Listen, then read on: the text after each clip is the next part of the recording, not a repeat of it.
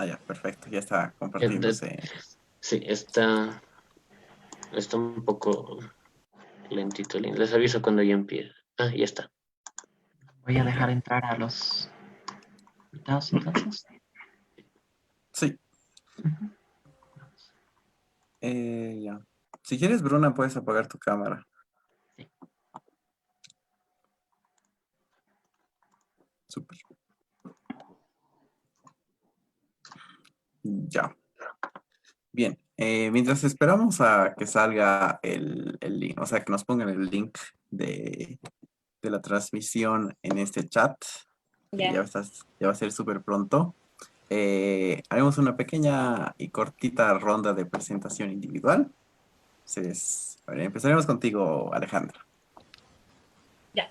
Bueno, yo soy Alejandra Menachonosa, soy indígena mojeña trinitaria. Yo nací en Trinidad y ya hace como unos 11 años que vivo aquí en Santa Cruz, ¿no? Estudié comunicación, así que he creado mi productora con la cual yo hago mis producciones audiovisuales desde la lucha LGBTI, también feminista y disidente sexual. Y formo parte de la pesada subversiva de la campaña 28, que busca la despenalización y legalización del aborto en Bolivia, y tanto regional como nacional, ¿no? Eso. Súper, un gusto.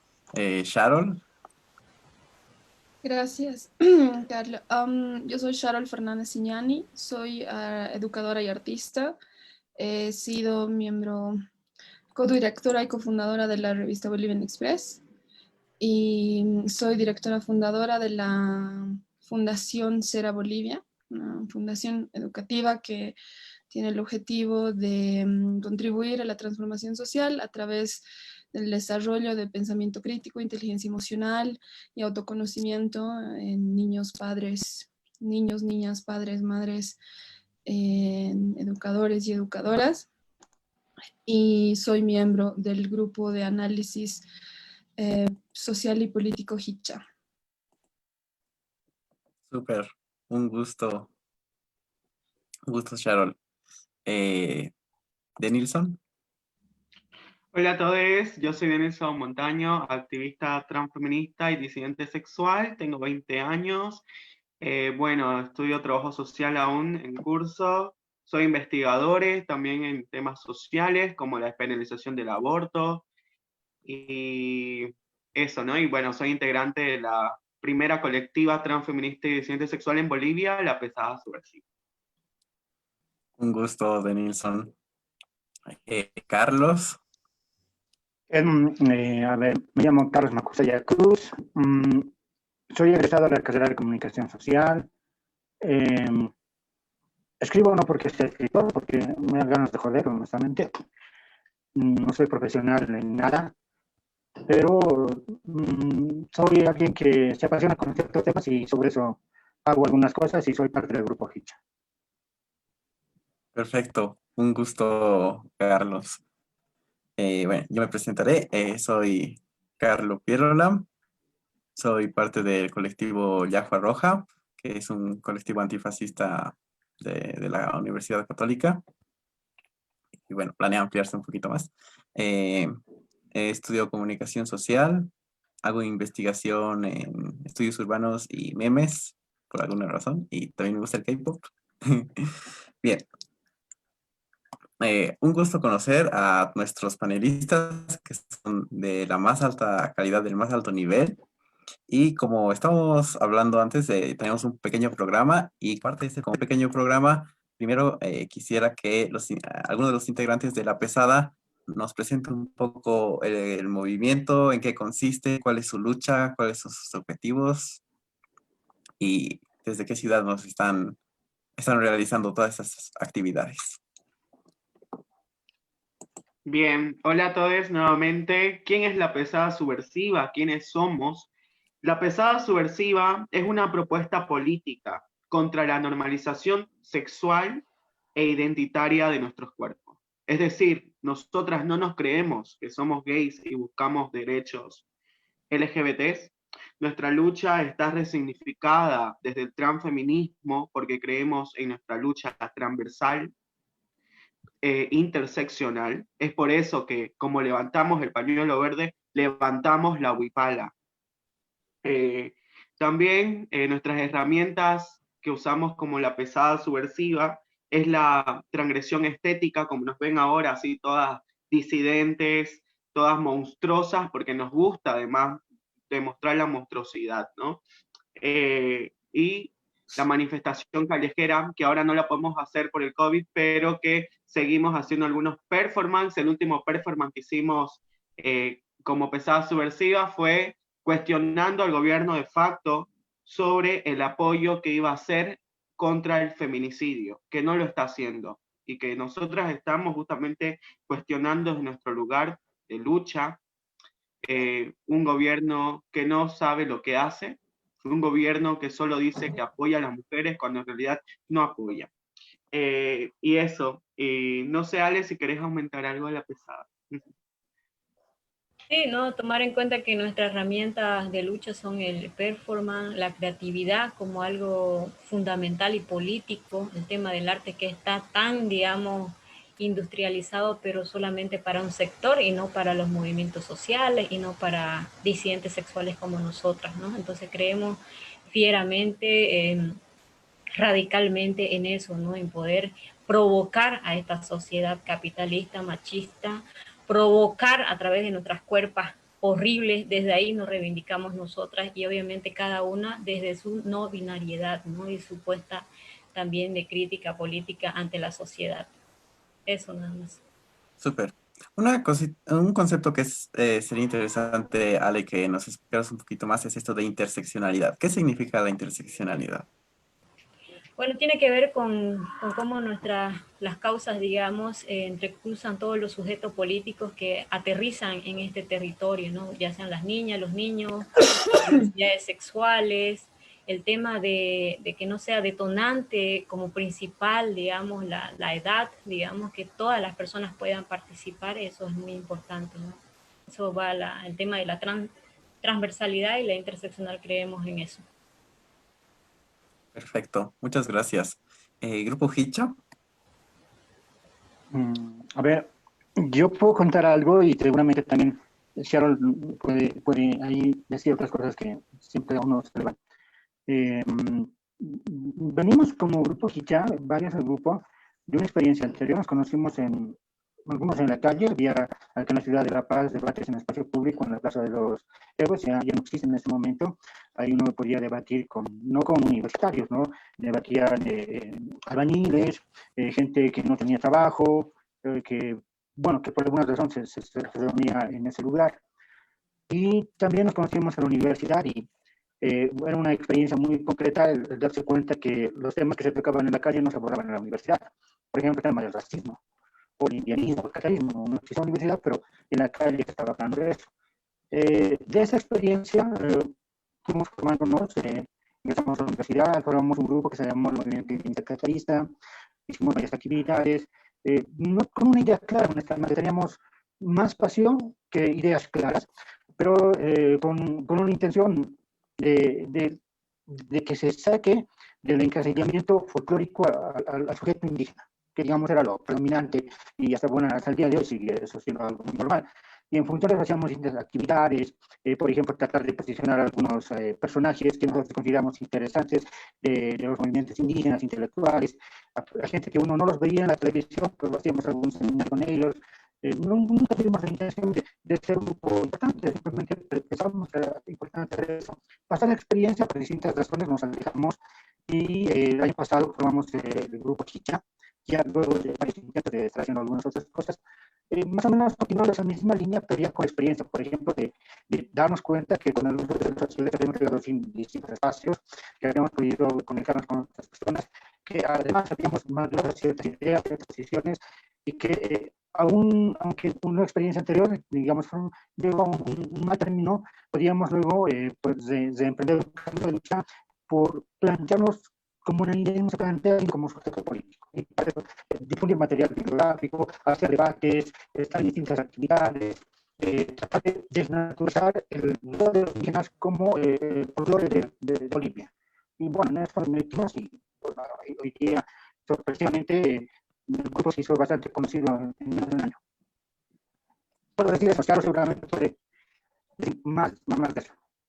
Gracias, Macu, como te digo siempre. A ver, creo que sobre lo que ha dicho Carlos, me gustaría decir de Hicha que es un espacio sobre todo de reflexión, de autocuestionamiento, de cuestionamiento, de mirar nuestro contexto y desde el sujeto racializado generar una voz propia, una voz analítica, una voz crítica, una voz que articule lo que, no sé, años anteriores o de en otros contextos estaba relegado a ciertos espacios muy propios, pero que no salían o no estaban en contacto con o no interpelaban directamente otras perspectivas, ¿no? Nosotros el año pasado en toda la crisis política también esa ha sido la labor, esa ha sido la posición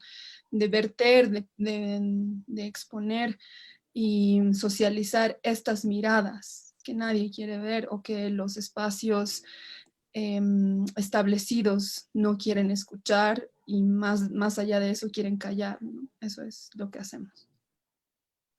Perfecto. Súper. Muchas gracias a ambos colectivos por explicar un poco cómo es su lucha y cómo surgen también. Vamos a pasar a la primera parte de este conversatorio, que es revisar un poco la historia. En Bolivia, la primera marcha del orgullo se da en el año 2000, mientras que el movimiento indianista corríjanme si estoy mal, he investigado, pero no soy el experto.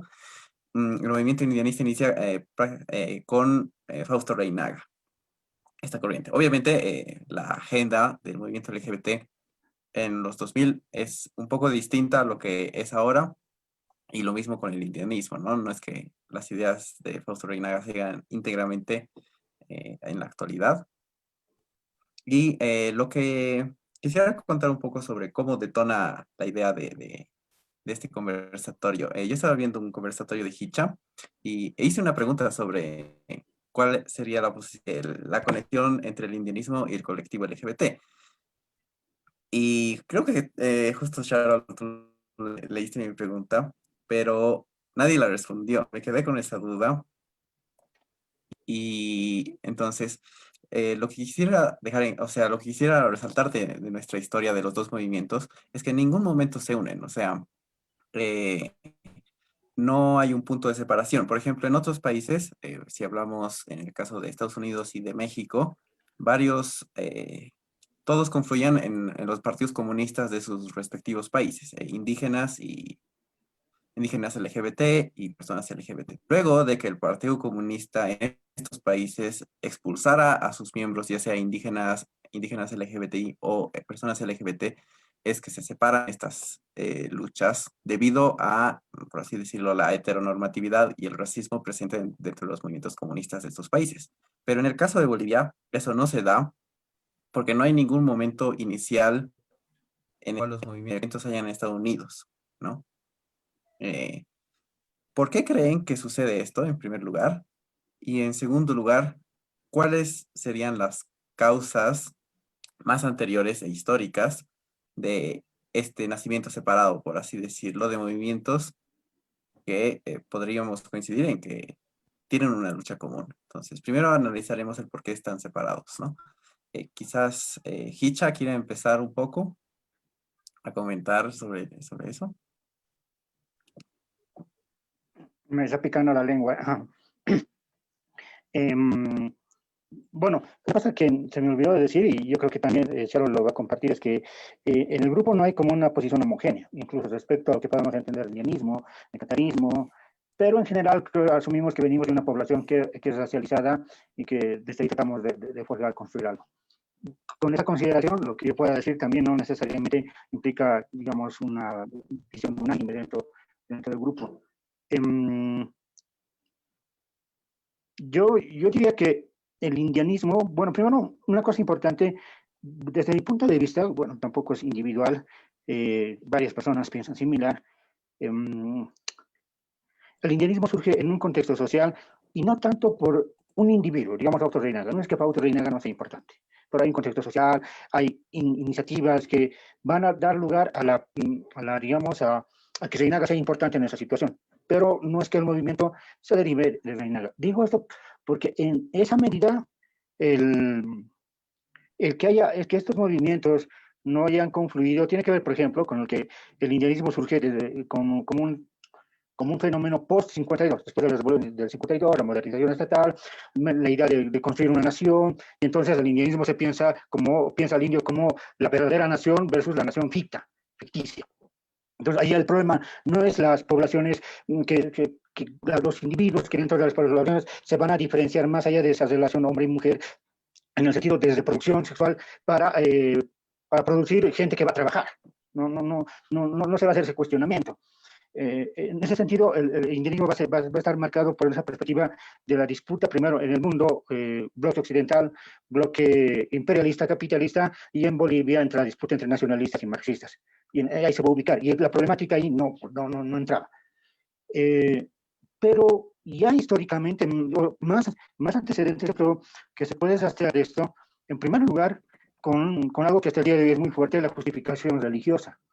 O sea, se entendía primero que el indio era inferior porque Dios lo había hecho así. Pero además Dios había hecho al hombre y la mujer, para que estén solo entre el hombre y la mujer y tengan hijos, y etcétera, etcétera.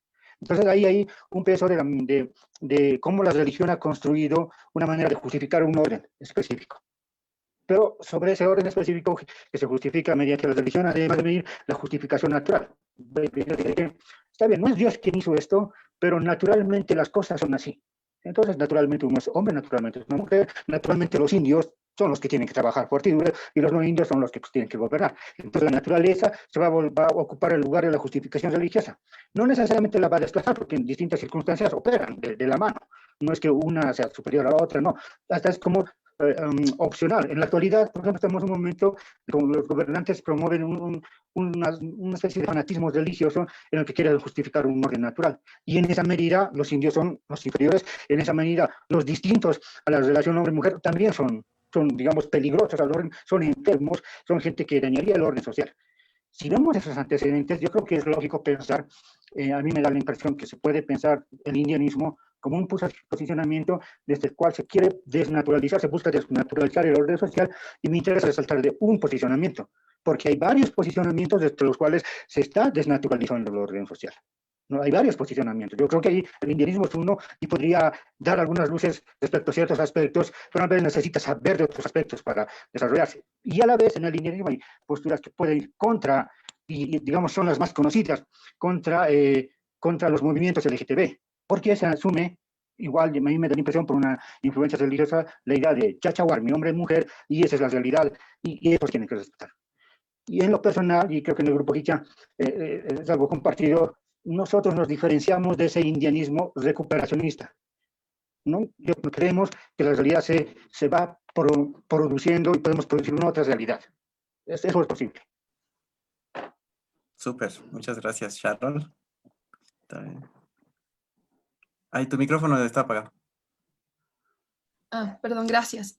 Bueno, sobre lo que Carlos ya ha mencionado, lo único que quisiera enfatizar es que la formación del pensamiento indianista tiene un contexto histórico y obedece también a varias variables, ¿no? Entonces, los indianistas de inicio no son personas, son hijos de su época, y en ese tiempo la educación, el 40, 50, sobre todo en el campo, porque el indianismo tiene este fuerte lazo con el área rural, va a venir de la mano de la iglesia, de dos corrientes específicas, la evangélica y la adventista.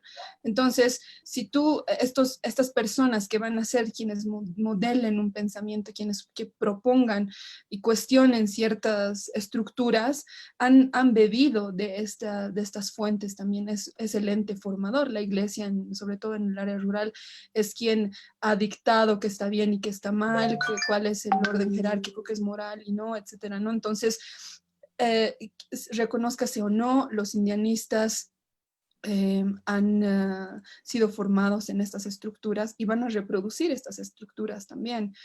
por eso es que, como bien decía Carlos, nosotros de alguna manera vemos el indianismo y estos procesos como algo vivo que se puede repensar, resignificar y que tiene la capacidad de abrirse y debatir y también mirar y hermanarse con otras luchas. ¿Por qué? Porque son diferentes tiempos y podemos mirar ese pasado religioso que ha moldeado las miradas de los mismos forjadores del indianismo.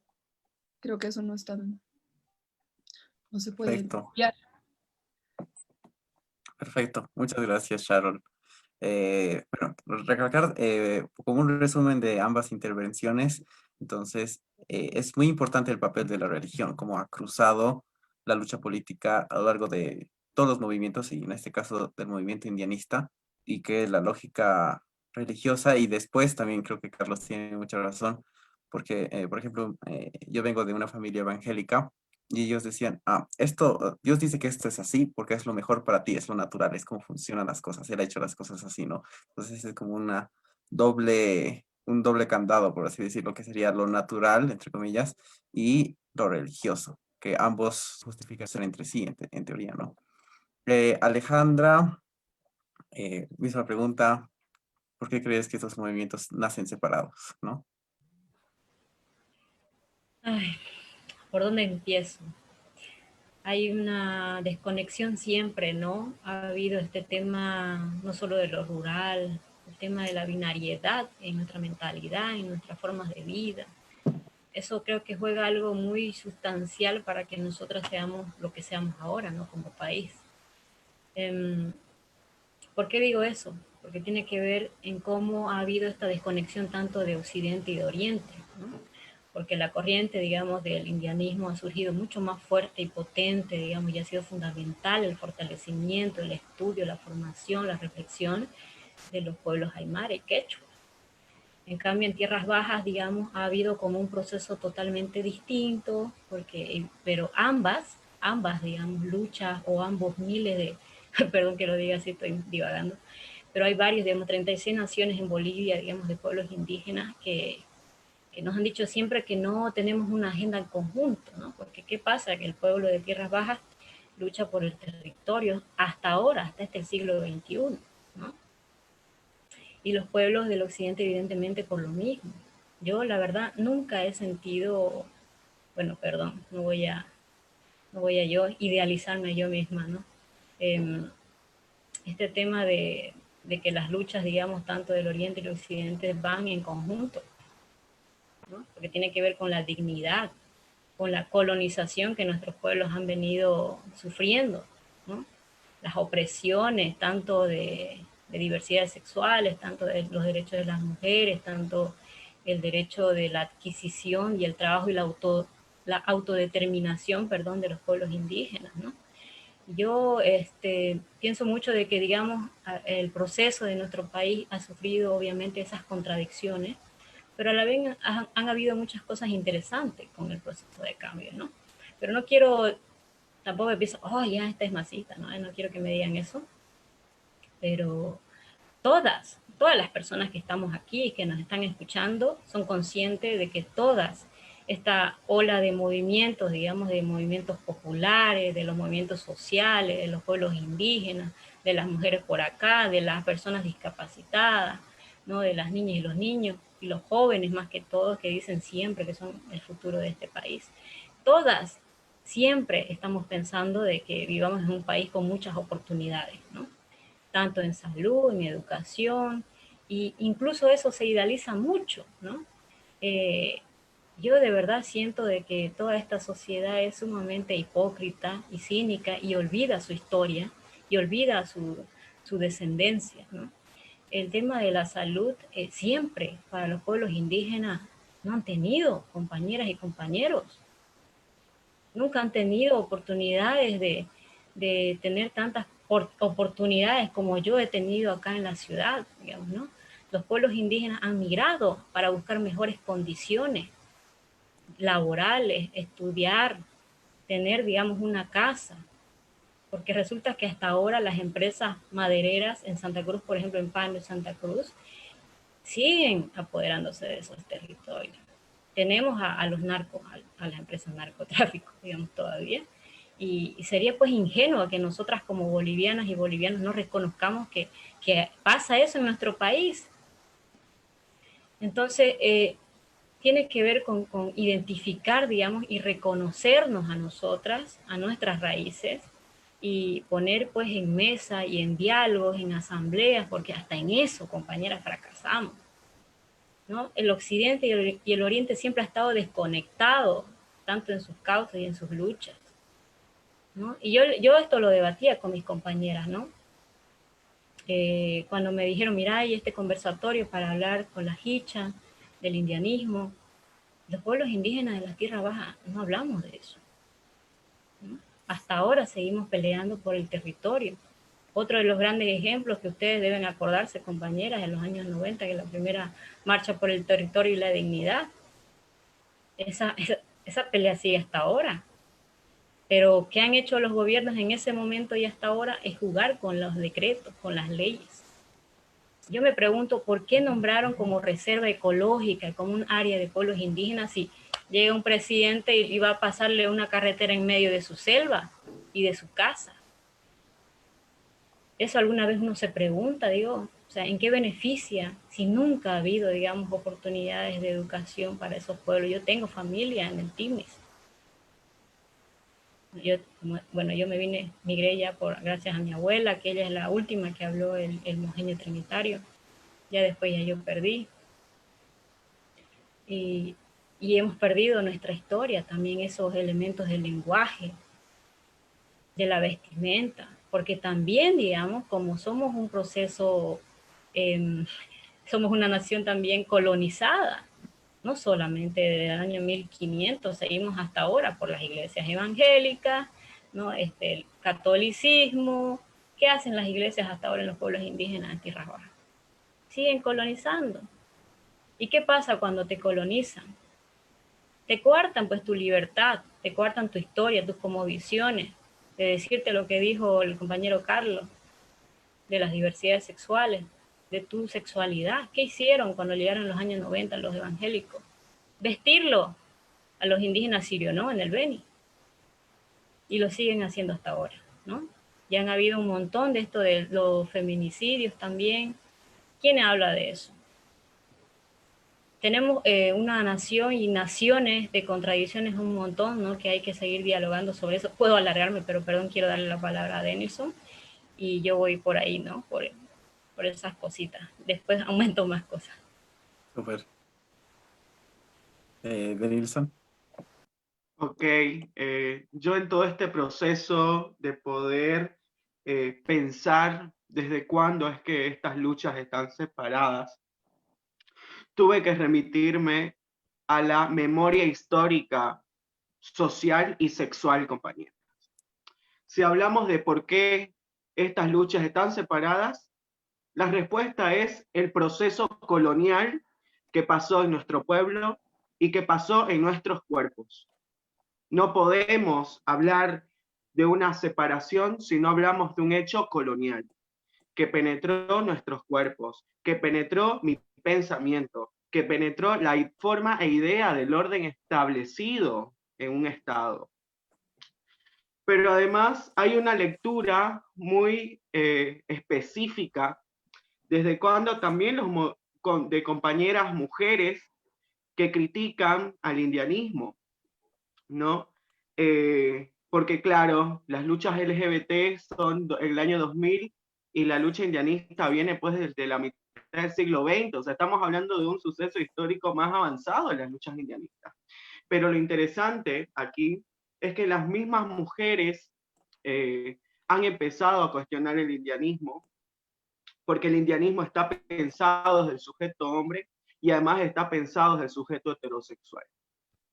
Si hablamos de liberación del indio, ¿por qué no hablamos de la liberación de la India?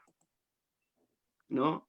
Y cuando se plantean algunas mujeres la liberación de la India, están cuestionando esta idea de la reproducción obligatoria para mantener el collar suyo. Y eso es una explotación colonial también. Someterlas a las mujeres como funcionarias a parir, es una postura violenta, es una postura patriarcal y también es una postura colonial, porque el hombre se vuelve el patrón de los cuerpos.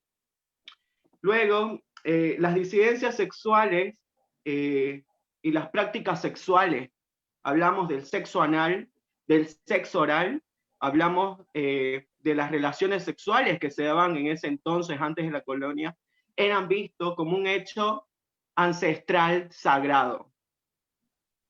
Eran vistos como un hecho ancestral y sagrado. Hasta que llegó el proceso colonial y resulta que eso ya no es bueno, que eso no es sagrado, sino es pecado, es sodomía. Y eso también es un hecho colonial que ha pasado por el cuerpo y que ha afectado sobre el cuerpo. Y con esto voy a dar un ejemplo. El suceso colonial contra las diversidades sexuales nos lleva obviamente a la memoria histórica de recuperar ciertas palabras como tebi, como keusa, como guarmihuacha y esas palabras que son del origen quechua aymara o quechua, que yo ahí remoto el ejemplo, ¿no? Que el proceso colonial fue tan inquisidor contra el politeísmo, es decir, el suceso colonial viene y te dijo, no creas en muchos dioses, cree en un solo Dios. Y que ese mismo proceso de exterminar y de eliminar también se dio con las prácticas sexuales.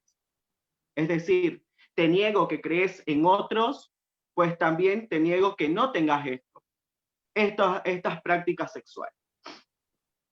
Y ahí es donde el suceso colonial te impone, uno, la heterosexualidad obligatoria y te impone la masculinidad como centro. Ya no hay el chachahuarme, ahí hay el hombre, ¿no? El hombre. Y que ahí las prácticas sexuales, la homosexualidad, la transexualidad, el lesbianismo, se convierten en un tabú. En satanizar el cuerpo que es asqueroso, así lo llamaban, el cuerpo que es sodomita. Y yo creo que para hablar de estos sucesos históricos tenemos que hablar de memoria sexual, compañeras. Y volver a las raíces ancestral no es solo portar tubipala y masticar coca. Volver a nuestras raíces es volver a la lujuria, es volver al goce sexual, porque así eran nuestras compañeras y compañeros ancestrales. Es volver, compañeras, al goce sexual, donde mi cuerpo no está categorizada desde estos fundamentalismos religiosos que se han perpetuado en los cuerpos y en las cuerpas. Yo me imagino cómo le habrán pasado a nuestros ancestros, ancestras, ahí, no sé, besándose entre unos, muchos, todos, una lujuria, una promiscuidad única de placer y de goce que ahora nos encasillan y que este suceso colonial también ha penetrado por sobre nuestros cuerpos. Y para mí el proceso colonial fue un hecho, es un hecho que marcó desde ahí la separación no solamente de las luchas, sino de nuestro reconocimiento de las luchas de las diversidades. Gracias. Súper. Gracias, Denilson. Y más bien, aprovechando lo que estabas hablando, si hay esta crítica que también la escuché en los anteriores conversatorios de Hicha, de que hay un androcentrismo en el indianismo hasta cierto punto. También en el caso de la lucha LGBT, se piensa al sujeto político de la lucha LGBT como el hombre homosexual blanco. O si también se piensa la mujer, es la mujer lesbiana blanca, ¿no? Entonces, por eso es que muchas veces yo veía memes en los que, por ejemplo, está el típico tipo del progre, ¿no? Sí, cabello de colores, que es LGBT, etcétera, y es blanco, y después una estereotipación también de, el meme lo vi de Perú, entonces era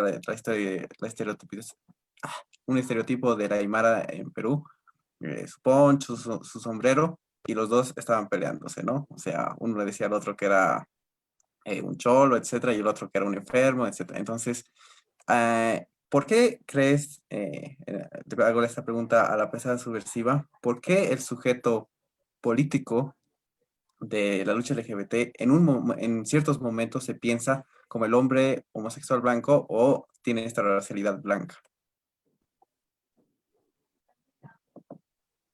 Bien, interesante pregunta. ¿Por qué nosotros somos disidentes sexuales? ¿Por qué somos disidentes sexuales? Somos disidentes sexuales porque no creemos en las categorías anglosajonas, gay, lesbiana, no creemos en eso. Y nos resignificamos desde nuestros territorios de la Viayala, desde nuestros territorios sudaca, maricas, lenchas, machorras, tevis, travestis. Pero sí hay un proceso también donde el sujeto político de los LGBT se empieza a centrar en lo gay blanco, ¿no? Y que yo cuestiono eso, cuestionamos de la pesada eso. Y es por eso que nos resignificamos desde otro lugar en la lucha, que es más específica, que es más transversal, que es interseccional. Y creo que aún, o sea, se está generando el debate. Por ejemplo, las compañeras lesbofeministas tienen una dura crítica contra ese posicionamiento del hombre gay blanco o de la lesbiana blanca.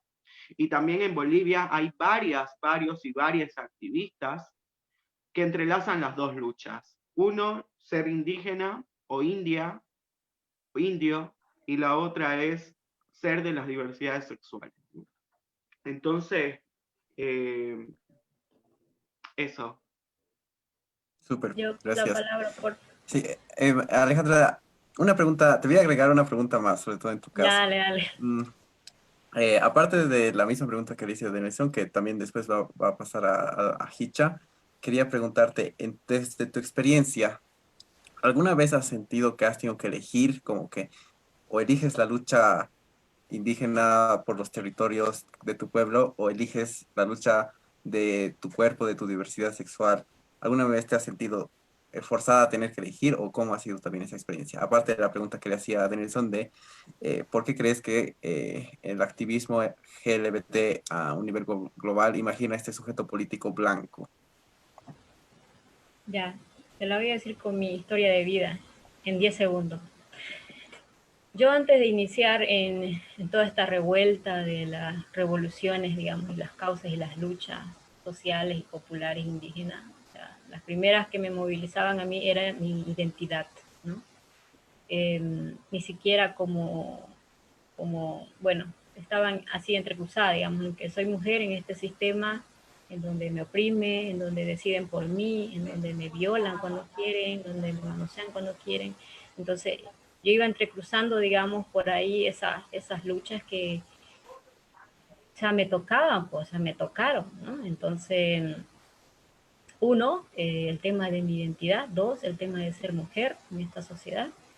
Y, y cuando llego acá a la ciudad de Santa Cruz, digamos, me empiezo a meter mucho en las movilizaciones de los pueblos indígenas, acercarme más a las organizaciones acá en la CIDOP, digamos, ¿no?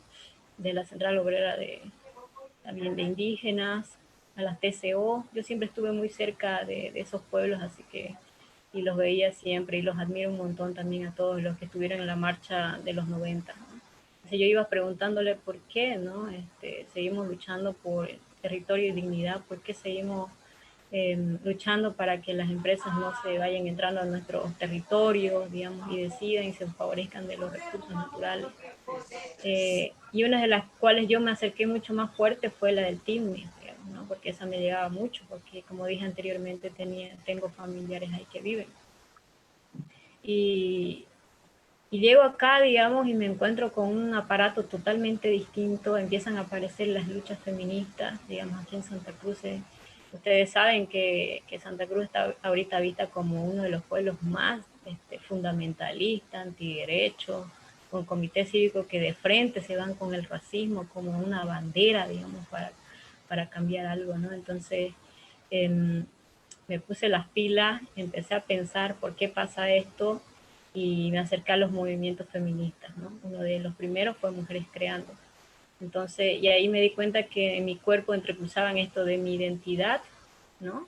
El tema de la discriminación, el racismo, y luego el hecho de ser mujer. Y luego me topo de que soy disidente sexual. Ahí van como triples, digamos, discriminaciones hacia mi persona, hacia mi cuerpo, y hacia mi propio pensamiento también, porque encima atea, digamos, ¿no? Eh, y, y ahí, digamos, hay unas cosas bien raras, digamos, que uno se tiene que poner a pensar y pararse firme que cuál es mi rol, ¿no? En estas luchas. Yo no las siento ahora tan distintas. Al principio sí, ¿no? Te la creo que me costaba mucho identificar a qué lado tenía que irme. Pero incluso esa manera de ver y definirme en tal lado es bien binario, ¿no? Y eso, la pesada subversiva, lo hemos discutido un montón. ¿Y por qué tiene que ser binario? ¿Por qué el bien y el mal? ¿Por qué lo bonito y lo feo? ¿Por qué tal cosa, no? ¿Por qué yo no tengo oportunidades más que otras personas? Ahí la raza cruza, digamos, ¿no? Y encima mujer, ¿no? Pues se te triplica, digamos, tu discriminación y tu forma de vivir en este sistema machista que ya sabemos, patriarcal, capitalista, oportunista y que explota tu cuerpo, ¿no? Y eso por un lado te puedo responder sobre tu segunda pregunta. La primera, sobre el tema de que por qué tanto es la visibilidad de los maricones o los homosexuales, ¿no? Tiene que ver con esta idea colonizadora también, binaria, de la supremacía, perdón que lo diga así, de la supremacía del hombre, digamos, por sobre la mujer. Lamentablemente no nos podemos despegar de eso, está aquí en nuestra cabeza, de que el hombre blanco, como llegan los españoles, miren cómo se retrata, es como, hay una película que me gusta mucho que es la Guerra del Fuego, no sé si la han visto, ahí retrata mucho el proceso por el cual los seres humanos hemos pasado para incluso tener miedo. ¿Por qué tenemos miedo a la oscuridad hasta ahora? Tiene que ver con esos registros históricos que tenemos nosotras en nuestras culturas y nosotras, digamos, como personas individuales y políticas, ¿no? Entonces, quien más figura, incluso en Hollywood podemos ver, figuran muchos hombres, superhéroes hombres. Las mujeres, apareció la Capitana Marvel, perdón, doy ejemplos yo específicos, pero como lesbiana, ¿no? Y disidente, rompedora de estereotipos, ¿no? ¿Y dónde está un superhéroe gay? No hay tampoco, para que vean cómo se entrecruza, digamos, todo eso. Y evidentemente las compañeras lesbianas y bisexuales acá están reorganizadas y siempre se les dice a los maricones y a los homosexuales, les digo un chisme, el año pasado hubo una marcha, ¿no? ¿Cuándo te acordás? Denilson fue el del 28, ¿no? De junio del año pasado. Los maricones hicieron escándalo de que el bloque feminista en la marcha, digamos, de las diversidades salga con ellos, para que vean que dentro del movimiento LGBTI también hay misoginia, ¿no? Y también dejan de lado, invisibilizadas a las compañeras trans, invisibilizadas a las compañeras lesbianas y bisexuales también, porque tiene que ver con esta manía de quién tiene el poder más sobre otro. Y lo mismo ocurre, lo que podemos evidenciar en el país, ¿no? Eso puedo responder. Súper, gracias. Bien, continuando el conversatorio ahora con el grupo Hicha, en estas participaciones ha surgido mucho el tema de la historia. O sea, sumado a la pregunta de, yo creo que es, o sea, centrada a esto de por qué en el caso del movimiento LGBT ha habido esta predominancia del sujeto político homosexual blanco, que por ejemplo acá en la Marcha de la Paz, del Orgullo, que no hay una marcha así en el Alto, por ejemplo, lo cual igual me llama la atención, eh, está liderado por ONGs más que movimientos orgánicos. Y tengo varios profesores de ballet, por ejemplo, que son sumamente racistas, podrían entrar al Comité Cívico de Santa Cruz si es que no fueran homosexuales, ¿no? Eh, entonces, mi pregunta para el grupo Hicha sería esta cuestión de la historia, ¿no? ¿Cuál sería la historia, por ejemplo, del Chachahuarmi? ¿Por qué terminaría resultando en que el sujeto político del indianismo sea el hombre heterosexual y al mismo tiempo es de cierta manera una batalla por la historia, corríjanme, porque digamos, la historia que se nos enseña en colegio nunca te habla sobre cómo fueron las diversidades sexuales antes de la colonia, ni cómo era realmente el sistema de género, de matrimonio, el cirguiñacu, por ejemplo, ese tipo de cosas jamás se enseñan en las clases de historia regulares y me temo que tampoco en las universidades tampoco, ¿no? Entonces, eso quisiera que me comenten, o sea, del concepto de Chachahuarmi como algo histórico y también de por qué surgen este tipo de tensiones gracias a la colonia, cuál es el papel de la colonia en todo esto, etcétera.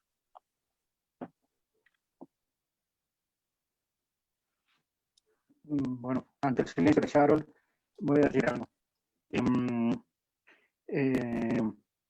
Insisto, es algo muy individual en el sentido de que yo lo asumo, no necesariamente lo tienen que asumir todos los grupos, ni lo asumo. Me interesa esta parte primero de la historia, cómo entiendo la historia. Uno puede pensar la historia como algo que sucede en la naturaleza, y por lo tanto la naturaleza sería aquello que está más allá de la historia. O puede pensar a la naturaleza dentro de la historia. Y yo me inclino por esto último, porque si pensamos la naturaleza como algo que está más allá de la historia, entonces se vuelve al justificativo de que hay algo que no podemos cambiar. La naturaleza, precisamente, que es el argumento para determinar roles, jerarquías, encubrir ciertas situaciones. En cambio, si pensamos que la naturaleza está dentro de la historia, incluso podemos cambiar la naturaleza, porque es parte nuestra. No es un límite. En los hechos concretos, no puede cuestionar los transgénicos, se puede cuestionar, pero es una muestra de que podemos ejercer control sobre lo natural. Yo soy de las personas que quisiera hacer algunas modificaciones genéticas para enverdecer la ciudad del Alto, por ejemplo. Me parece que estamos en las condiciones de poder hacer eso, porque la naturaleza no es algo ajeno a nosotros. Ahora, ¿cómo lo hagamos? ¿Qué efectos pueda tener? Eso también podemos controlarlo, podemos hacerlo. Bueno, en primer lugar, me interesa pensar en lo natural dentro de lo social. Y en ese sentido, lo que pueda ser, lo que hoy día podemos considerar como Chachahuarmi, o lo que se ha vendido como Chachahuarmi, a mí me da la impresión, puedo equivocarme, que es más bien una elaboración de ONGs. En los proyectos de vender diversidad cultural. No es que no exista diversidad cultural, pero a mí me da la impresión que estos proyectos se han venido más en medida de justificar financiamientos que en entender la diversidad realmente que estaba ahí. Sobre el pasado. Soy, en esa idea de la historia, soy de las personas que no piensa en recuperar el pasado. No hay nada que recuperar. Soy de las personas que piensa que lo que hay es producir un futuro. Ahora, el pasado nos puede servir para desnaturalizar el presente, desde luego. Podemos ver que en el pasado las relaciones entre personas del mismo sexo no eran cosas extrañas. Al parecer, hay quienes sostienen que en el Imperio habría empezado las relaciones de imponerse como parejas hombre y mujer en el afán de reproducir fuerza de trabajo. Necesitaban hijos precisamente para sostener el imperio. Entonces sería el antecedente a la colonia.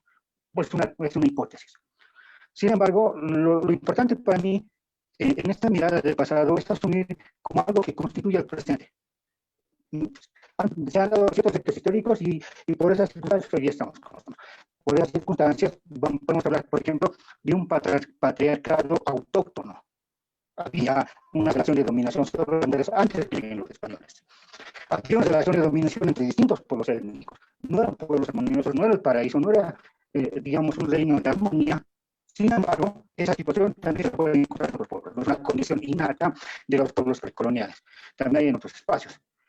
Pero viéndolo así de manera, digamos, no idealizada el pasado, viéndola en su crudeza muchas veces, podemos más bien pensar ese pasado como algo que constituye el presente, pero no por eso se desmerece lo que haya podido, digamos, suceder en ese tiempo. Insisto, nos ayuda a desnaturalizar el presente. ¿Por qué las instituciones religiosas, digamos, lograron incidir en cierta manera de ver la realidad? Porque muchas personas que hoy día reivindican ser indígenas, aymaras, quechuas o de otros pueblos, están aferrados a la idea de una pareja hombre y mujer. En eso pesa la religión, nos guste o no nos guste. Entonces, Entonces, hay algo que hay que desarmar.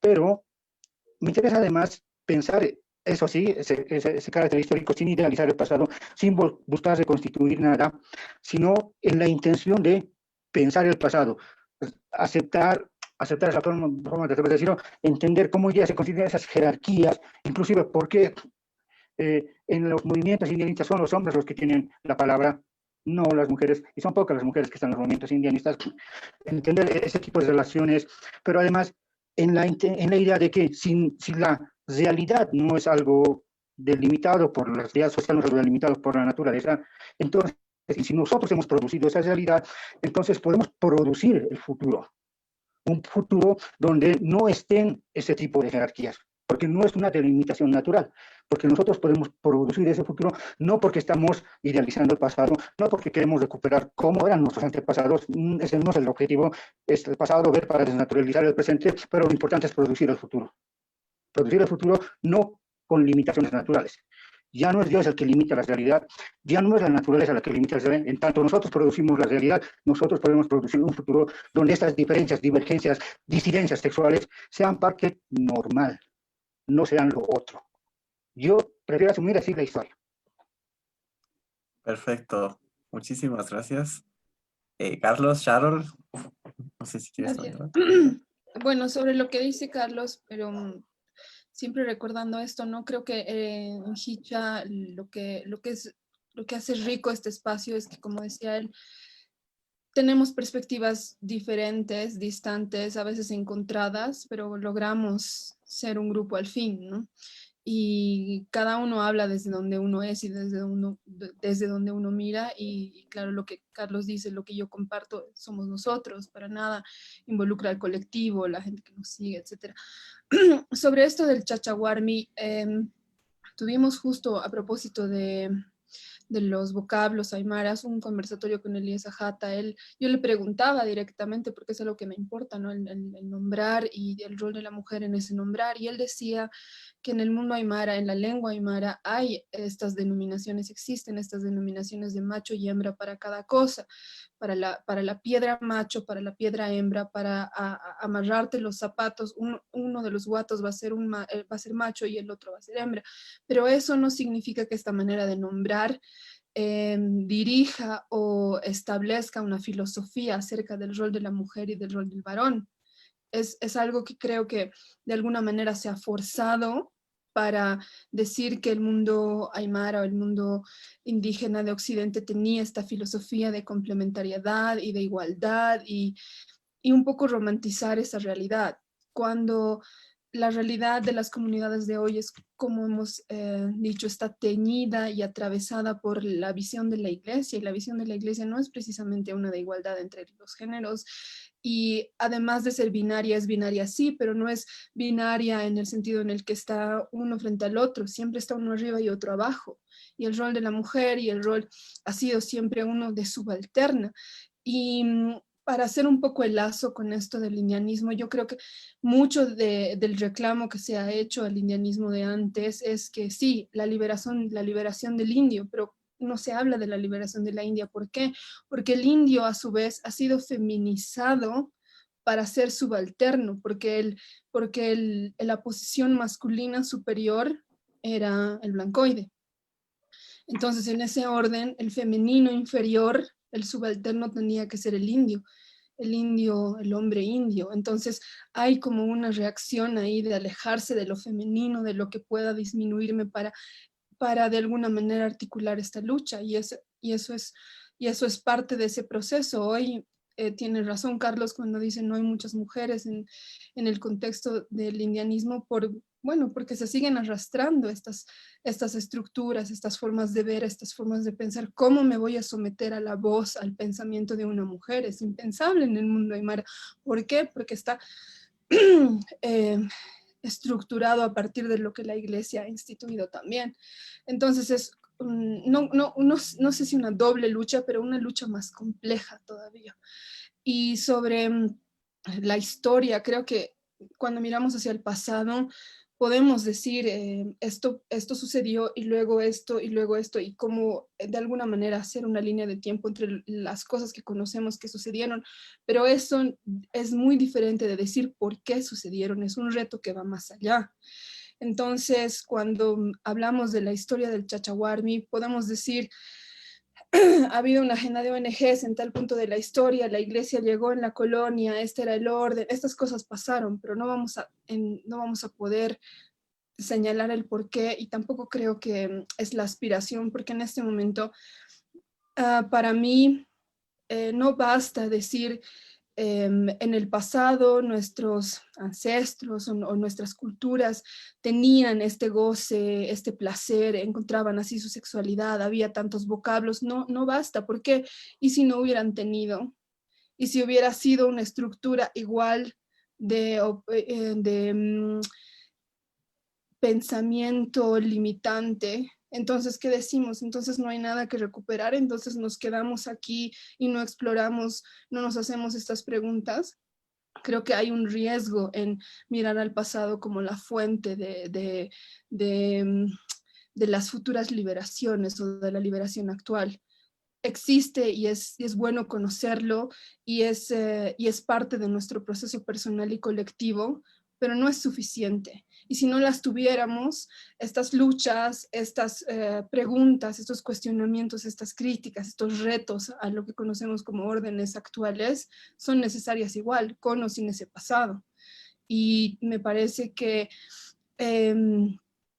parte de la romantización del sujeto racializado en Bolivia se debe a esta agenda de instituciones no gubernamentales que ha querido ver en el Chachahuarmi como algo a lo que anhelar más allá de construir nuevas estructuras y nuevos órdenes.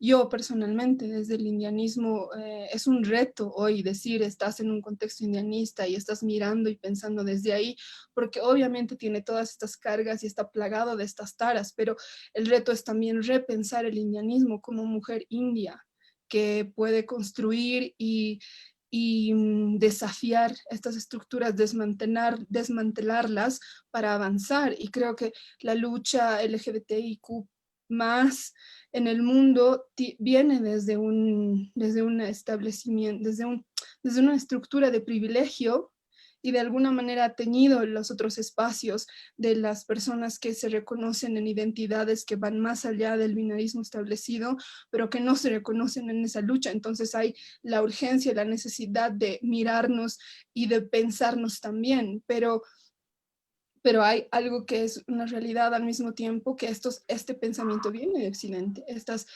cuestiones vienen de Occidente. Nosotros no hemos sido capaces desde nuestros cuerpos, desde nuestras mentes, de decir mi sexualidad, mi apariencia, cómo me relaciono con el mundo, tiene que tener otro discurso. Más bien han sido las comunidades, mientras la gente o el contexto te permitía vivir medio oculto, haciendo lo que podías hacer por tu vida a puerta cerrada y no perjudicar, entre comillas, el orden de la comunidad, estaba bien, pero no han habido esas voces que desafíen los órdenes también dentro de la comunidad. Entonces creo que yo no pienso que hay que desechar todo lo que es Occidente ni satanizarlo. Yo creo que también hemos bebido de Occidente y somos Occidente también, y por eso estamos aquí también discutiendo. Y creo que más bien la perspectiva es tomar lo que nos sirve y desechar lo que no, y construir sobre eso, pensándonos siempre a partir desde donde venimos y quiénes somos y qué queremos ser también. Yo pienso mucho en mi ascendencia aymara, en mis abuelas, en su pasado, en su historia, en las violencias y traumas que cargan, y también en sus riquezas, pero tengo también, creo, la perspectiva y el deseo de tener ancestros y ascendencias espirituales o antropológicas que me pueden llevar a unir pensamientos y perspectivas en lugar de tratar de negar algo que no voy a poder extirpar de mí misma de todas maneras. Súper. Eso. Gracias, Sharon. Bien, a modo de resumen de las últimas 4 intervenciones, podemos entonces ver que el problema radica en la lógica colonial, en esta lógica binaria que, como decía Sharol, no es uno frente al otro, sino siempre uno por encima de otro, es el del subalterno, y que este tipo de pensamiento binario va a ser el que va a clasificar y va a forzar la clasificación y va a disciplinar a los cuerpos, como decía Denilson y Alejandra, va a disciplinar a los cuerpos para someterlos a este régimen de heterosexualidad obligatoria, de reproducción obligatoria para las mujeres, y también rescatando lo que decía Carlos, de que se ha pensado a la historia dentro de la naturaleza y no viceversa, ¿no? Entonces, que la ventaja de pensar a la naturaleza dentro de la historia es que nosotros producimos esta naturaleza y estudiarla nos permite desnaturalizar cosas que se asumen como naturales para justificar justamente este pensamiento binario, ¿no? Ahora vamos a pasar ya a la última parte de este conversatorio, que es hablar sobre agenda, hablar sobre cómo podemos unirnos, porque, digamos, si vemos la lógica del otro lado político, de la Iglesia Católica, de la Iglesia Evangélica, que son partidos políticos, que tienen una agenda política, de los movimientos fascistas, racistas, de derecha, vemos que su agenda está marcada por este fundamentalismo religioso, por esta superioridad racial. Entonces es como que nos tienen en el blanco a todos, digamos, ¿no? A todos los que caigamos dentro de una de estas etiquetas que ellos consideran ya sea inferiores o antinaturales o monstruosos o lo que sea que nos llamen. Pero en nuestro caso, ¿cómo podemos unirnos? ¿Cómo podemos, qué implicaría tener una agenda conjunta? Pensar en cosas, primero en cosas mm, a corto plazo que podemos hacer para unirnos. Alejandra mencionaba, por ejemplo, cómo podemos unirnos entre Occidente y Oriente, ¿no? ¿Cómo podemos unirnos entre la lucha LGBTI y la lucha indianista, ¿no? Entonces, la pesada subversiva, quizás si quieren pueden empezar y después Hicha.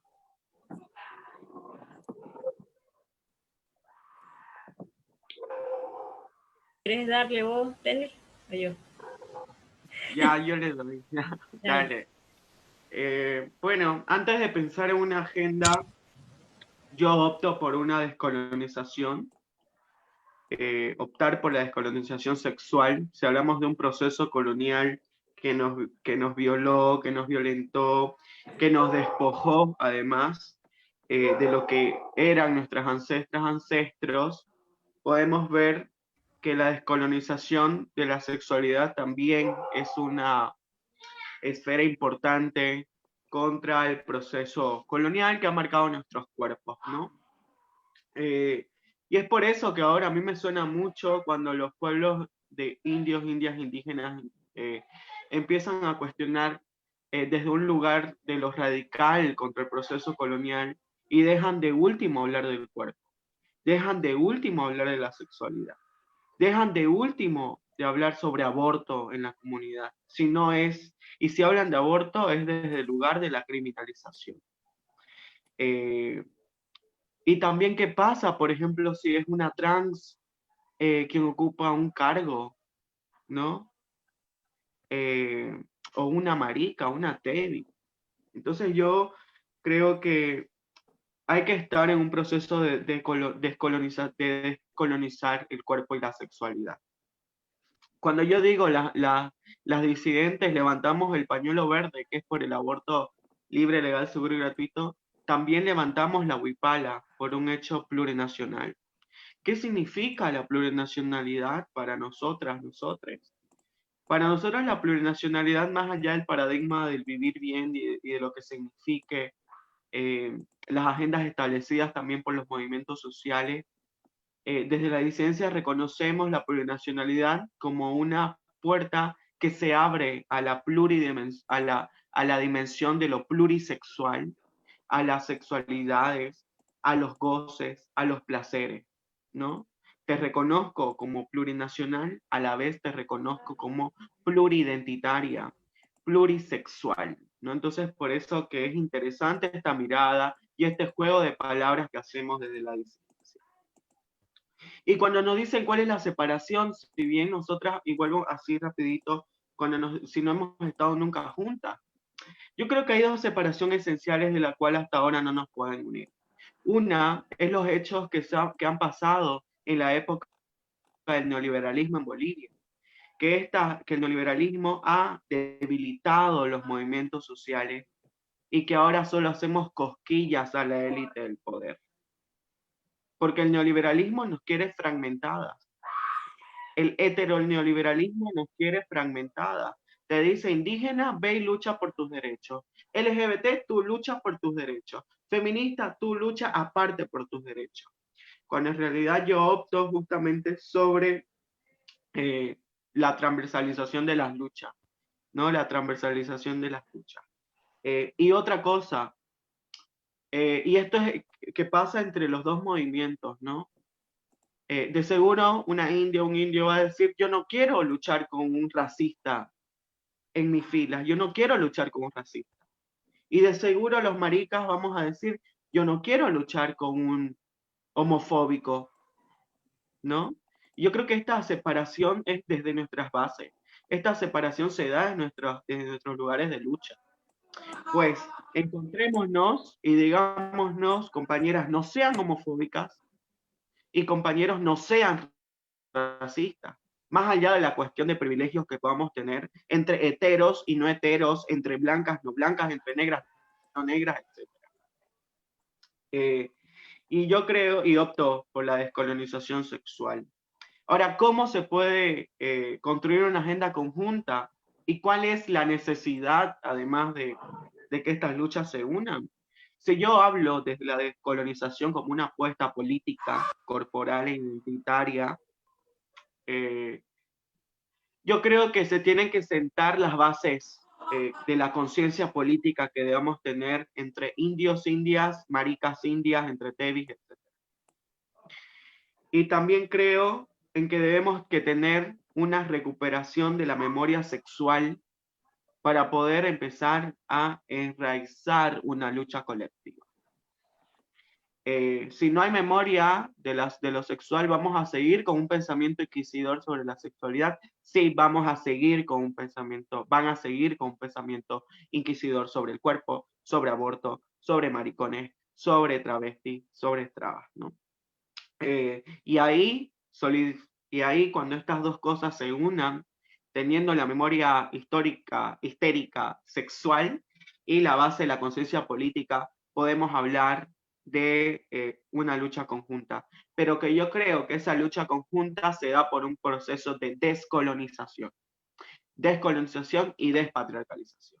Y si no es así, compañeras, vamos a seguir en conversatorios, y van a haber gays racistas y van a haber indígenas homofóbicos y al final no vamos a seguir en lo mismo. Y yo obviamente opto en un cambio que se tiene que dar desde las disidencias del feminismo. La única lucha que converge todos los cuerpos diversos, diversas, indígenas, no indígenas, es el feminismo. Y yo apuesto mucho el feminismo y la disidencia sexual como una postura política contra el proceso y hecho cultural. Gracias. Ale. ¿Te doy o vas a decir algo, Carlos? No, dale, Ale. Gracias, Denilson. Ya. Ok, gracias, compa Denil. Sí, yo creo que primero tenemos como inicial principio identificarnos, ¿no? Somos aún un país y somos sujetos colonizados todavía. Nuestros pueblos siguen sufriendo eso. Entonces, en el primer momento que nosotras y nosotres podemos identificarnos como tal, podemos saber cómo afrontar, digamos, de raíz ese problema, ¿no? Me encantó lo que dijo Carlos, igual sobre el tema de reflexionando de que siempre es cierto idealizamos a los pueblos indígenas, ¿no?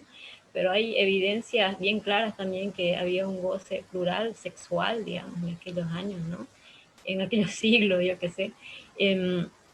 que digamos es importante también los hermafroditas estaban, digamos, en ese momento. Y sin ir tan lejos, compa, le digo un chisme así, igual. Acá, digamos, está en el Plan 3000 un pueblo que se llama Ayoreos. Ustedes los deben conocer porque han escuchado de ellos, ¿no? Ellos han migrado desde más o menos a mediados de los 90 porque también fueron expulsados por empresarios, digamos, eléctricos aquí en Santa Cruz, a la ciudad, y ahorita están rondando y están de recolectores, ellos se dicen, de pedir ficha, digamos, en las calles, al igual que lo hacen los artistas callejeros aquí en Santa Cruz, ¿no? Y toda la gente que vive acá. Y lo interesante de este pueblo es que la mayoría de las mujeres son como el sustento económico de su pueblo, de su comunidad. ¿No? Tienen una comunidad acá bien encerrada, así pareciera de estas películas donde hay los indígenas, lo vamos a encerrar ahí y ese va a ser su barrio, digamos, ¿no? Y ahí ellos solamente conviven y todo el mundo va y le hace reportaje, los entrevista, les saca fotos, digamos, porque son como una reliquia, digamos, así de pueblos indígenas que están ubicados ahí todavía, que ellos también arraigados a su cultura, ¿no? Pero, ¿qué pasa con ellas, con las mujeres en especial? Son trabajadoras sexuales. Y resulta que dentro de su comunidad y de su barrio no se ve malo eso, por ejemplo. Lo malo de lo que ven ellas es el maltrato que se les hace a las compañeras, porque se abusa también de las trabajadoras sexuales.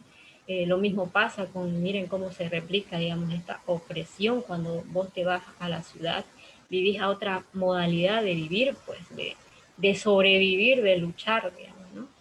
Entonces tiene que ver con todas esas cosas conservadoras de cómo vemos nuestros cuerpos, nuestras cuerpas, de cómo vemos las otras identidades, a los pueblos indígenas, y no nos animamos a hablar de los abusos sexuales a las niñas y los niños que pasan en nuestras casas.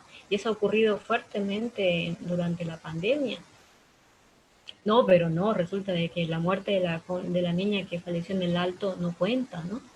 Han habido muchas historias de niñas que también han sido raptadas por el tema de la trata y tráfico de personas. ¿En qué momento eso dentro de nuestra sociedad lo hablamos?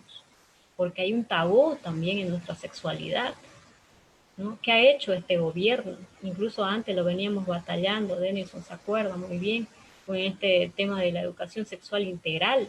No se puede hablar de diversidad sexual ni de condón, compañeras y compañeros, de este siglo XXI en las unidades educativas, ¿no? Y tiene que ver con esta noción de cómo vemos los cuerpos y nuestra sexualidad es algo tan tapado y tan tachado a la antigua que no nos atrevemos a hablar de eso. Pero las disidentes y las feministas ya venimos trabajando un poco eso. ¿Y por qué hablo de estas cosas? ¿No? Porque esto también involucra a los pueblos indígenas. Yo el año pasado realicé un documental que se llamó Ahora nos toca, Mujeres Indígenas contra el Machismo. Hice a 3 pueblos distintos unas entrevistas de que nos cuenten cuál ha sido su proceso de ellas como mujeres, vivir en la ciudad y ser mujer indígena. Estaban las ayoreas, las chiquitanas y las guarayas. Y ellas empiezan a cuestionar todo esto, lo que estamos diciendo aquí. Este tema de la falta de liderazgo de las mujeres dentro de los pueblos indígenas de Tierra Baja también se replica en ese paradigma, digamos, de solo el hombre. Y la mujer debe irse a cocinar solamente, ¿no? Y no estudiar por último. Y eso pasa con la mujer también, para ir un poco entrecruzando, digamos, con las mujeres blancas igual, o de clase media, que no tienen oportunidades de tener educación en la ciudad. Santa Cruz es vista como un departamento con súper mega desarrollo, ¿no es cierto?, industrializado, pero mucha gente joven acá, compañeras, hermanas y hermanos, no tienen trabajo y luchan por entrar a la Universidad la Gabriel René Moreno, que es la estatal. Y eso me parece sumamente perjudicial, ¿no? Porque ahí no solamente desde ahora estamos mal de la economía, ya venían mal los jóvenes en no poder encontrar trabajo. Yo viví eso en carne propia. No hay oportunidades para todas y para todos. Peor cuando sos afrobolivianos, no hay el racismo a flor de piel todo el tiempo. Si sos mujer lesbiana no binaria y te travestís como un machito, digamos, machorra, no, difícil que trabajes en tal lugar, ¿no?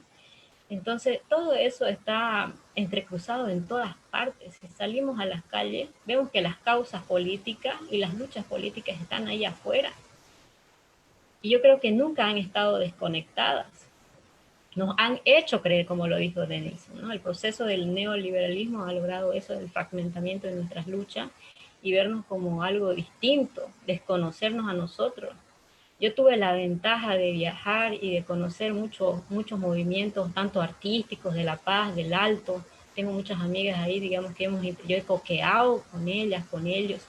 Y digamos, ahí hemos debatido bien churo, como dice una amiga tarijeña, bien bonito, digamos, porque nos acarrea, digamos, a repensar en cómo sociedad, cómo colectivas podemos hacer cosas, ¿no? El tema de los artistas, por ejemplo, en Santa Cruz, ya viene igual con el tema de la identidad de género. ¿Por qué se lo digo esto? Porque tiene que ver con la articulación de los movimientos populares, con la articulación de los sectores históricamente oprimidos, que han sido las mujeres, los pueblos indígenas, los cuerpos, digamos, subalternos, mucho más que nosotras que somos normales, pero con las personas con capacidades diferentes, por ejemplo, no tienen las mismas oportunidades que nosotras, hermanas, no tienen. Las calles no están diseñadas para ellos, para la silla de ruedas. No está la educación a nivel nacional adecuada para las personas sordomudas, ¿no? Entonces, ¿de qué democracia hablamos? ¿De qué libertad estamos hablando también, ¿no? Entonces, el proceso de cambio, eso ya quiero ir cerrando, con el proceso de cambio se han avanzado muchas cosas. Si evidentemente podemos identificar cosas malas, también hay cosas buenas. Está en el tema de las autonomías indígenas, por ejemplo. Yo tuve la oportunidad de estar de cerca con el pueblo guaraní también, donde hasta ahora sigue trabajando, a pesar de todas estas contradicciones de las religiones, que son fuertemente, digamos, evangélicas los guaraní, pero ahí están ellos laburando igual, ¿no? Y a mí me provoca mucho todo esto porque conlleva, digamos, a esto de que nos desunamos. El tema del proceso de cambio unió a un montón de pueblos indígenas, tanto de Oriente y de Occidente, ¿no? Y tanto del exterior también, de Bolivia. Entonces, hay que reencauzarnos de nuevo. Esas uniones se ven todavía fortalecidas, digamos, ¿no? Son muy chiquitas, pero que, digamos, se están yendo a tejer por ahí más o menos. Y yo creo que tenemos que dejar de pensar o sea, como dijo Denison, de descolonizar nuestras mentes, nuestros cuerpos, nuestras identidades, y de creernos que somos superiores a otras y otros, ¿no? Así que eso, creo que me he olvidado de algo, pero ya, lo dije todo. Gracias, Ale. Súper. Rescatando lo que decían las compañeras de la pesada subversiva, esto de en el movimiento LGBT decirnos a nosotros primero, porque obviamente tenemos la colonialidad dentro de nosotros mismos, pero también decir a nuestros compañeros no seas racista, y en los movimientos indianistas a decir a nuestros compañeros no seas homofóbico, ¿no? En el caso, bueno, la misma pregunta para Hita, ¿no? Si tuviéramos, ¿cómo podemos fomentar la unión? ¿Cómo podemos fomentar una agenda en común, como decían ustedes? ¿Cómo podemos construir un futuro en el cual no haya esta jerarquización del otro, ¿no?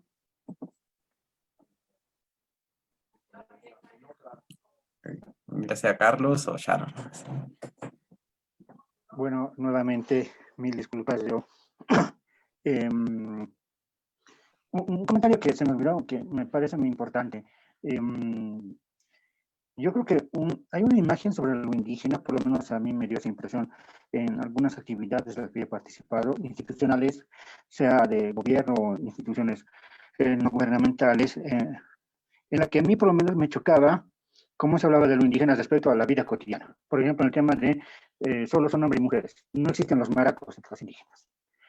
Más o menos, no lo decían en ese lenguaje, está bueno, ¿no? Lo decían más elegantemente, pero esa era la idea. Me llamó la atención porque desde que yo tengo uso de razón, en las fiestas, en los barrios, siempre se sabía que había en el lenguaje popular un maraco, siempre había, no era extraño, no lo agarraban a patadas, nadie lo golpeaba, se tomaba con él. Claro, había el estereotipo que si es maraco tiene plata y él se va a bajar los tragos. Siempre había ese estereotipo. Pero estaba presente. Y lo que me llamaba la atención es que de eso que en la vida cotidiana uno lo tenía, y te ibas a los eventos sobre indígenas y ahí no existía. Entonces, por eso yo necesito que hay una imagen un poco que no se responde tanto a los procesos históricos que de estas poblaciones, sino más a requerimientos institucionales para ciertos proyectos, financiar, etc. Eso me parece importante en la medida en que cuando estamos hablando de este tema, no estamos hablando de algo nuevo. Las poblaciones, en los pueblos, siempre ha habido esas personas distintas que tienen, entre comillas, otra orientación. No es nuevo. Se ha oficializado un discurso para las distintas poblaciones donde ya estos seres extraños ya no estaban presentes. Eso me parece importante porque yo, cuando conocí a esas personas, cuando era niño, siempre se hablaba de ellos, nunca eran algo raro. Y siempre todos contaban a los mayores que también cuando ellos eran mayores o en su pueblo había eso. Nunca fue algo extraño, en primer lugar. Eso me interesa resaltar. Ahora, sobre, acercarnos y cómo construimos algo, yo creo que una cosa que hay que asumir, desde las distintas luchas donde uno pueda, digamos, posicionarse, es que uno no tiene las respuestas para todo. Lo pongo así. Necesariamente los feministas, si queremos superar nuestras propias limitaciones, tenemos que aprender de las feministas. Y tenemos que aprender de otros movimientos, aceptando que tenemos limitaciones para tener una lectura de la realidad. Ningún movimiento tiene la capacidad de explicarlo todo. Ningún movimiento. Sin embargo, lo que para mí es importante resaltar es que los problemas desde los cuales nos posicionamos tampoco son fáciles. Eso es muy importante porque, dale ya ejemplo del racismo. El racismo sería un problema que, como una parte de la realidad, si le quitas esa parte, que la realidad está bien. Sería preferible pensar todos estos problemas, problemáticas que, digamos, implican movimiento de lucha como aspectos de la realidad. Y tú no puedes separar eso. ¿Cómo separas el idioma? ¿Cómo separas la economía? La sociedad sigue siendo sociedad. ¿Cómo separas las relaciones de género y la sociedad sigue siendo sociedad? No, son parte de lo mismo. Todas son parte de lo mismo, aunque enfocas un aspecto de ese problema. Y por lo tanto, transformar esa realidad implica ver cómo otras posiciones entienden distintos aspectos que hacen a la misma realidad, no a partes de una realidad. Eso me parece importante. En este sentido, es necesario que distintos posicionamientos aprendan de otros. Reconocer siempre es limitativo, siempre hasta tiene cierto sentido de ver vergonzoso para muchas posturas, y especialmente para los individuos, aceptar que puedo aprender yo de las feministas, ¿no? Porque es social, además es un proyecto de ONGs, etc. Yo tengo que manipular a los pueblos indígenas, hay esa idea. Sin embargo, desde mi punto de vista, lo que necesitamos es asumir siempre esa limitación de que desde donde nos posicionamos nunca es el todo, nunca. Y necesariamente para ir transformando esa realidad hay que articularse, hay que aprender de otros. Eso como aprendizaje, como escuchar a otras personas, uno. Sin embargo, el terreno más concreto en el que nos podemos encontrar es en una lucha concreta. Y para eso, esto quiero decir, por ejemplo, es más importante la lucha indigenista, no es más importante la lucha ecologista. No. El problema no es cuál lucha es más importante, porque es una discusión que nunca acabar. Lo fundamental es encontrar aspectos concretos en los que podemos articularnos, de a poco. Un aspecto en la actualidad. Estamos en una situación del fascismo, digamos, visible, digamos, sin máscaras, y los movimientos fascistas siempre tienen a justificar el orden natural.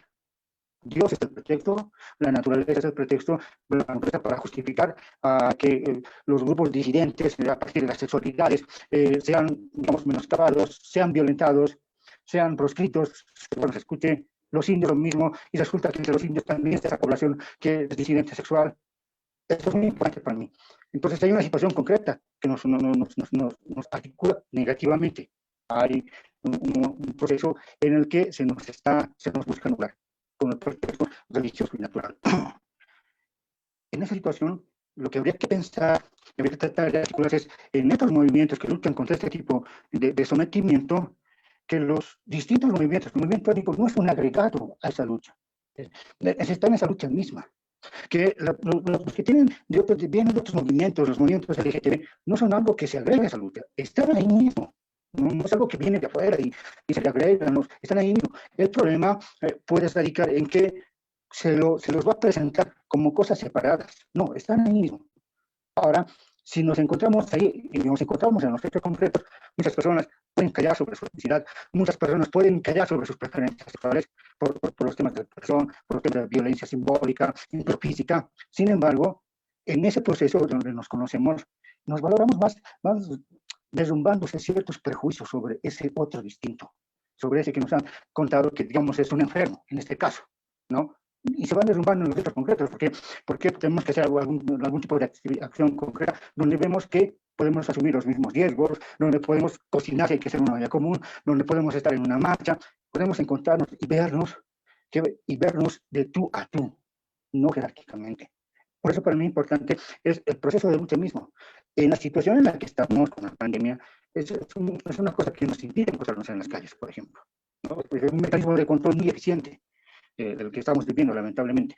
Pero yo espero que en la medida que va pasando esto, nos vayamos encontrando en cosas concretas.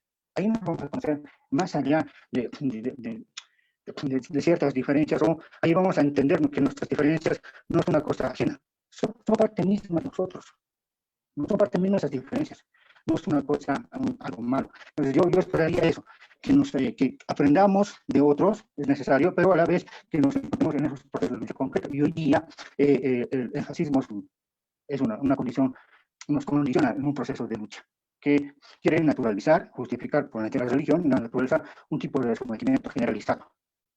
Eso podría decir. Muchísimas gracias, Carlos. Sharon, tú para cerrar. Bueno, gracias, Carlos. Creo que todo lo que ha puesto ahí es algo que compartimos. Yo quisiera también, sobre lo ya dicho por Carlos, es enfatizar el escuchar, porque generalmente vamos, o sea, como seres humanos en general, ¿no? Vamos a decir nuestra historia y dar nuestra perspectiva y no estamos tan acostumbrados, no sabemos escuchar realmente. Y creo que si estos movimientos, estas luchas se escuchan la una a la otra, se van a ver más reflejadas que distorsionadas, por un lado. Y por otro, me parece que ya habiendo dado el paso de la apertura, de escucharnos unos a nosotros, hay una tentación de imponer la agenda, no en el sentido de decir o lo indianista o lo feminista o lo transfeminista es más importante, sino en el sentido de esto hay que hacer, hay que pensar así, o hay que hacer esto, o hay que usar tal medio de esta forma. Es como que cuidarnos de los riesgos de imponer agenda en pensamiento y en acción, ¿no? Porque creo que ese es el error que hemos cometido durante mucho tiempo de erigirnos con la razón, a pesar de tener luchas legítimas y muy atacadas por el orden común, lo que es considerado normal, etcétera, de creer que nosotros o tenemos la respuesta o ya lo hemos entendido o que nuestra forma es la forma. Creo que ese es un riesgo muy vigente, actual, y ninguno de nosotros puede escapar a eso y hay que estar muy conscientes de eso. En el ejercicio de decirnos con sinceridad, de mirarnos con sinceridad, de aceptar nuestros propios prejuicios, ¿no? De hablar de las cargas que tenemos, vamos a poder articular de una mejor manera y también entender, por último, entender que al final me parece que tanto el feminismo como el transfeminismo y el indianismo comparten esa búsqueda, ese anhelo, esa lucha por la libertad, por la liberación de nuestros cuerpos, de nuestras mentes y de nuestras aspiraciones, que podemos ser lo que nos dé la gana de ser y debemos ser respetados y no tolerados, sino aceptados en esos términos. Y más allá de cualquier condición, de cualquier condicionamiento que nosotras mismas podamos poner sobre nuestros colectivos, de ahora tenemos que vestir así, hablar así, o challar así, o comer así. Nuestra liberación debe atravesar todo, ir más allá y ser auténticamente libres, sin inconscientemente responder a órdenes que nos dicen hay que ir contra este orden. Ser libres simplemente, dejar ya me parece que alimentamos también esto que de alguna manera nos retrae, nos ha venido colonizando, atacando, etcétera, tanto tiempo. También lo hemos alimentado al ser tan reaccionarios. Quiero ser libre más allá de todo esto. Nada más. Muchísimas gracias, Sharol. Ha sido un conversatorio súper, súper lindo. Yo me estoy yendo súper feliz, súper recargado de energía, de ideas también para hacer un montón de cosas.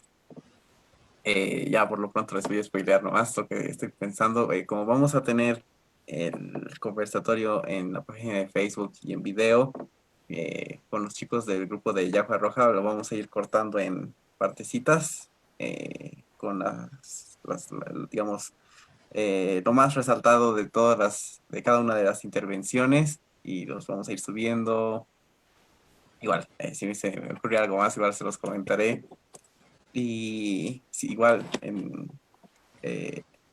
si entre ustedes tienen alguna idea en la que el otro grupo puede ayudarles, o justo quieren hacer otra charla, un producto comunicacional para irse contra toda esta narrativa de la naturalización, que es la base del fascismo, ¿no?